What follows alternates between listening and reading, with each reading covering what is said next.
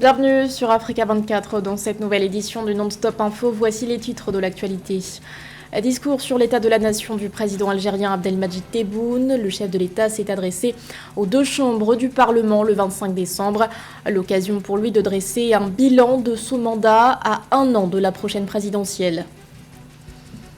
Le développement de l'économie numérique en Afrique, un véritable défi pour le continent où une importante fracture numérique subsiste. Pour la combler, les États africains sont appelés à investir davantage dans ce secteur. Et puis les ambitions de l'Égypte sur le marché de l'hydrogène vert. Un projet de loi a été adopté pour promouvoir les projets d'hydrogène bas carbone. Des détails à suivre dans ce journal. Mais tout d'abord, tension post-électorale en République démocratique du Congo. Ce mercredi 27 décembre au matin, Kinshasa, la capitale, a été le théâtre d'échauffourées opposant policiers et militants. La police a encerclé le siège du parti L'Engagement pour la citoyenneté et le développement dirigé par Martin Fayoulou. L'opposant qui avait appelé ses partisans à marcher pour dénoncer ce qu'il qualifie de simulacre d'élection du 20 décembre. Une marche qui a été interdite par les autorités. Alors que la situation serait revenue au calme, Martin Fayoulou a déploré au moins 11 blessés parmi les militants. Notons que la CENI a proclamé ce mercredi les résultats partiels de la présidentielle. Nous y reviendrons dans nos prochaines éditions. Un an de la prochaine élection présidentielle en Algérie, le président Abdelmadjid Tebboune a prononcé un discours sur l'état de la nation le 25 décembre. Devant les deux chambres du Parlement, le chef de l'État a dressé un bilan de ces 4 années passées au pouvoir, une prise de parole où il s'est notamment attardé sur les avancées réalisées en matière de lutte contre la corruption. Nathalie Mo. Les performances économiques ont fait l'essentiel du discours sur l'état de la nation du président de l'Algérie, Abdelmadjid Tebboune. Le 25 décembre 2023, le dirigeant maghrébin a présidé l'ouverture de la session extraordinaire des deux chambres du Parlement. Dans une allocution longue de plus de 2 heures, le président Tebboune a évalué ses 54 engagements électoraux pour la première fois après 4 années passées au pouvoir. Les 5 axes des 54 engagements se sont traduits par l'adoption d'une version politique claire, un plan économique qui favorise la croissance et le développement, une politique sociale et culturelle appropriée pour améliorer les conditions de vie des citoyens. Saluant les réformes institutionnelles engagées depuis 2019, le président algérien a noté un impact positif sur la lutte contre la corruption, les pénuries de devises et d'hydrocarbures. Désormais, l'Algérie se distingue par une croissance économique de 4,2%, un matelas confortable de réserves officielles de change dépassant les 70 milliards de dollars notamment. L'Algérie faisait face à une grave crise à l'époque en raison de la dégradation de la gouvernance, la corruption et les problèmes politiques. L'horizon politique était alors bouché. L'équivalent de 30 milliards de dollars en biens réels ont été récupérés depuis le début de l'opération de lutte contre la corruption. Pour les fonds se trouvant à l'étranger, nous sommes toujours en contact avec les pays concernés en vue de leur recouvrement. La majorité de ces pays sont prêts à coopérer avec nous. Le pays du Maghreb a également renforcé son tissu industriel dans les secteurs agroalimentaires, plasturgiques, pétrochimiques et surtout pharmaceutiques. Ce dernier segment couvre aujourd'hui 70% des besoins en médicaments de la population. De plus, le développement du secteur productif a réduit de 49,5% l'excédent commercial du pays. Jusqu'en 2016, nous importions le fer et le ciment. Aujourd'hui, nous exportons 5 millions de tonnes de fer brut et l'Algérie est devenue un géant en matière de production et d'exportation du ciment avec 40 millions de tonnes. J'ai donné instruction pour éviter l'exportation des matières premières brutes. Il faut les transformer pour créer de l'emploi et limiter les importations. Pour 2024, les chantiers annoncés dans l'allocution présidentielle comprennent la digitalisation complète de l'administration algérienne, l'intégration de l'économie informelle dans le circuit formel, ainsi que la promotion et le renforcement du système social. À suivre également la réponse du président Tebboune à l'appel d'une partie des parlementaires en faveur de sa candidature pour briguer un second mandat. En Afrique, seuls 36% de la population disposait en 2022 d'un accès à Internet haut débit, selon l'UNESCO. Une problématique majeure puisqu'elle freine le développement économique du continent. Pour changer la donne, l'Union africaine appelle ses pays membres à investir davantage dans le numérique. L'UA qui espère également établir d'ici 2030 un marché unique numérique sécurisé. Nana Kamsoukom. En Afrique, peu de gouvernements investissent de manière stratégique et systématique dans le développement de l'infrastructure numérique, des services, des compétences et de l'esprit d'entreprise selon la Banque mondiale. Sur le continent, seuls 22% de la population a accès à l'Internet de façon régulière selon les données officielles. Une situation qui les empêche d'accéder à des services essentiels et au commerce électronique. En effet, les start-up numériques peinent à attirer des financements et les entreprises traditionnelles n'adoptent que lentement les technologies et les plateformes numériques pour stimuler la productivité et les ventes. Pour pallier le problème, l'Union africaine a mis en place plusieurs stratégies qui vont permettre à plusieurs pays africains de mieux investir dans l'économie numérique. L'Union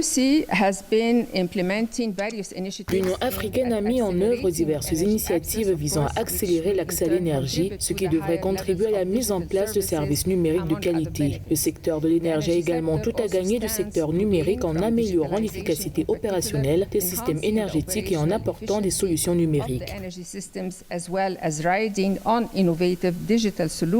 Afin d'atteindre les objectifs de l'agenda 2063, l'Union africaine se concentre sur la modernisation du secteur numérique pour transformer les sociétés et les économies africaines afin de promouvoir l'intégration de l'Afrique, réduire la fracture numérique et d'éradiquer la pauvreté pour le développement socio-économique du continent et d'assurer l'appropriation par l'Afrique d'outils modernes de gestion numérique. La numérisation est l'une des plus grandes transformations de notre époque. Pourtant, peu de personnes peuvent réellement accéder à ces avantages sur notre continent. Malgré de nombreux progrès, seuls 40% de la population africaine a accès à l'Internet à haut débit. Selon les décisions du Conseil exécutif de l'Union africaine relative au TIC, il est envisagé la construction de marchés uniques numériques sécurisés en Afrique d'ici 2030, où la libre circulation des personnes, des services, des capitaux est assurée et où les particuliers et les entreprises peuvent accéder et s'engager dans des activités en ligne en toute transparence, conformément à la zone de libre-échange continentale africaine. 44,4 milliards de francs CFA, c'est la somme que le groupe congolais SAPRO s'est engagé à investir au profit du port autonome de Douala. Une enveloppe qui doit financer l'aménagement d'une zone logistique et d'un parking pour une superficie totale de 15 hectares. Le chantier doit s'étendre sur 3 ans. Les précisions de Marie-Raphaël Antolo. Le Congo et le Cameroun donnent du concret à la coopération régionale. Une enveloppe de 44,4 milliards de francs CFA sera mobilisée pour l'investissement au port de Douala au Cameroun par la société congolaise SAPRO. Ce financement consenti dans le cadre d'une convention relative à l'aménagement d'une zone logistique et d'un parking a été signé le 21 décembre entre l'administrateur directeur général du groupe SAPRO, Paul Obambi, et le directeur général du port autonome de Douala, Cyrus Ngo. Le projet sera mis en œuvre par la filiale camerounaise du groupe SAPRO Logistique Cameroun sur 2 sites d'une superficie totale de 15 hectares avec une zone logistique sur 5 hectares et un parking de camions sur 10 hectares. L'aménagement d'une zone logistique et d'un parking de camions en zone aval du domaine portuaire fait partie des projets prioritaires retenus par le schéma directeur de développement du port de Douala-Bonabéry à l'horizon 2050 dans le cadre de l'ambitieux programme de rénovation et de modernisation des installations et des équipements portuaires. Le site offrira des espaces commodes et sécurisés pour le stationnement des camions destinés aux opérations logistiques portuaires et pour la gestion logistique du port de certaines marchandises à l'importation et à l'exportation. Prévu pour une durée de 3 ans, les travaux d'aménagement du port autonome de Douala seront exécutés en mode Build, Operate and Transfer. La société congolaise SAPRO va ensuite exploiter les infrastructures pendant 21 ans. Le taux de rentabilité interne du projet sur les 24 ans est estimé à 185,1%. Le projet vise à créer plus de 250 emplois directs et environ 800 emplois indirects. Le projet devra aussi désengorger des voies de désert du ports le long desquels stationnent continuellement des camions qui assurent le transport des marchandises selon les données officielles. La bataille aujourd'hui, c'est se mettre en ordre pour aborder une question essentielle, c'est l'application de la zone de libre-échange économique. Il faudrait que le bloc de la CEMAC soit suffisamment solide pour affronter les autres blocs. Parce que les prétextes douaniers ou les protections de frontières vont tomber. Dans 8 ans, le continent africain aura près de 2 milliards d'habitants. Rappelons que le programme de développement du port de Douala repose sur deux principaux axes stratégiques. D'une part, l'amélioration de l'existence à travers la rénovation et l'optimisation des infrastructures du site portuaire actuel et d'autre part, l'extension future du port vert, un nouveau site portuaire en eau profonde au lieu dit Manoka. Le port autonome de Douala assure 95% du trafic portuaire national camerounais et est le premier port au sein de la sous-région CEMAC. L'actualité nous emmène également en Afrique du Sud, une destination toujours autant prisée par les touristes. Au cours des 11 premiers mois de 2023, les arrivées de touristes étrangers sur le sol sud-africain ont augmenté de 51,8% par rapport à la même période l'année dernière. Dans les détails, la nation arc-en-ciel a accueilli 7,6 millions de visiteurs selon les données recueillies par l'Agence sud-africaine des statistiques. Des chiffres qui sont prometteurs pour l'industrie touristique. D'après le Conseil mondial du voyage et du tourisme, ce secteur devrait connaître un taux de croissance moyen de 7,6% par an d'ici 2032. L'Égypte poursuit ses efforts en matière de transition énergétique. Un projet de loi relatif à la mise en place d'incitations fiscales et non fiscales pour le développement de projets d'hydrogène vert a été adopté. Le pays, rappelons-le, a récemment adopté une stratégie nationale pour devenir l'un des principaux producteurs d'hydrogène bas carbone, stratégie qui doit par ailleurs favoriser la création d'emplois. Catherine Gombe. L'Égypte entend porter la contribution des énergies renouvelables dans son mix énergétique de 20% en 2022 à 42% d'ici 2035. Dans ce sens, la Commission de l'énergie et de l'environnement de la Chambre des représentants a approuvé le 25 décembre 2023 un projet de loi relatif à l'incitation au projet d'hydrogène vert et à ses dérivés. Ce projet de loi initié en 2021 prévoit des incitations fiscales et non fiscales pour des projets de production d'hydrogène vert et de ses dérivés tels que l'ammoniac vert et le carburant vert. Il est certain que l'hydrogène vert à l'échelle mondiale a de belles promesses. Nous sommes encore au balbutiement, mais il est certain que c'est l'énergie du futur. Selon les chiffres avancés par le Centre des informations et de soutien de la prise de décision, affilié au Conseil des ministres, l'hydrogène vert devrait ajouter entre 10 et 18 milliards de dollars au PIB de l'Égypte d'ici 2050 et créer près de 100 000 nouveaux emplois. Avec la mise en œuvre du projet d'énergie verte, l'Égypte ambitionne de contribuer de manière significative à la réduction des émissions de carbone en visant une diminution de 40 millions de tonnes par an. Dans ce contexte, l'Égypte se classe 5e dans le monde arabe dans l'incidence de l'hydrogène vert de Fitch Solutions 2022. Nous avons commencé à produire de l'hydrogène vert et de nombreux projets sont en cours de réalisation. Nous avons reçu environ 41 milliards de dollars de la part d'entreprises internationales pour renforcer nos capacités. Avec cette forme d'hydrogène, il n'y a presque pas d'émissions de carbone par rapport aux énergies fossiles. La première usine de production d'hydrogène vert sur le continent africain a été inaugurée en novembre 2022 dans la zone économique du canal de Suez. Sa capacité de production est d'environ 15 000 tonnes d'hydrogène vert qui serviront de matière première pour la production de 90 000 tonnes d'ammoniac vert par an. Le Sénégal conservera-t-il son titre de champion d'Afrique?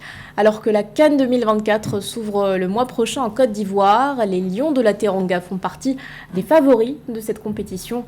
La sélection est logée dans le groupe C aux côtés du Cameroun, de la Guinée et de la Gambie. La Gambie qui sera d'ailleurs le premier adversaire du Sénégal le 15 janvier prochain, cher Omar Kamar.